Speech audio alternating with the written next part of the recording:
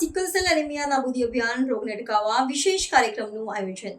પંચમહાલ જિલ્લામાં sickle cell એનિમિયાના રોગને નિયંત્રિત કરવા અને તેના ફેલાવાને અટકાવવાના ઉમદા હેતુથી આરોગ્ય વિભાગ દ્વારા એક વિશેષ નિવારણ કાર્યક્રમનું આયોજન કરવામાં આવ્યું છે. આ કાર્યક્રમનો મુખ્ય ઉદ્દેશ સિકલ સેલ એનિમિયાથી પીડિત દર્દીઓને યોગ્ય સારવાર અને માર્ગદર્શન પૂરું પાડવાનો તથા આ આનુવંશિક રોગ વિશે સમાજમાં વ્યાપક જાગૃતિ ફેલાવવાનો છે. પંચમહાલ જેવા આદિવાસી વસ્તી ધરાવતા વિસ્તારોમાં આ રોગનું પ્રમાણ વધુ જોવા મળતું હોવાથી આ કાર્યક્રમ અત્યંત મહત્વપૂર્ણ છે.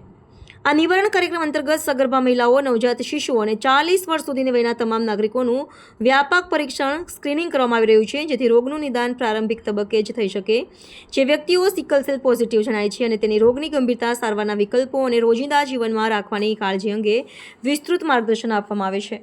ઉપરાંત લગ્ન પહેલા યુવક યુવતીઓને સિકલ સેલ પરીક્ષણ કરાવવા અને તેના આધારે યોગ્ય નિર્ણય લેવા માટે પ્રોત્સાહિત કરવામાં આવે છે, જેથી ભવિષ્યની પેઢીના રોગથી બચાવી શકાય. ગુજરાત સરકાર દ્વારા 2006થી શરૂ કરાયેલા સિકલ સેલ એનિમિયા નિયંત્રણ કાર્યક્રમના ભાગરૂપે આ પહેલ કરવામાં આવી છે. આ રાષ્ટ્રીય અભિયાનનું લક્ષ્ય 2047 સુધીમાં ભારતીય સમાજમાંથી સિકલ સેલ રોગના આનુવંશિક ફેલાવાને સંપૂર્ણપણે દૂર કરવાનું છે. આ કાર્યક્રમ હેઠળ દર્દીઓને સારવાર માટે આવશ્યક દવાઓ, નિયમિત આરોગ્ય તપાસ અને લોહી ચડાવવાની સુવિધાઓ નિઃશુલ્ક પૂરી પાડવામાં આવે છે, જેથી તેઓ સ્વસ્થ અને ગુણવત્તાયુક્ત જીવન જીવી શકે. રાજ્ય સરકાર તરફથી સિકલ સેલ માટે કાઉન્સલર નિમવામાં આવ્યા છે કે જેમને રોજમરોજની દૈનિક જે જીવનશૈલી છે, કઈ રીતે એમાં જીવવાનું છે, કઈ રીતે ડુ અને ડોન્ટ્સ કરવાનું છે, એ બધી જ વસ્તુઓ એમને સમજ આપવામાં આવે છે.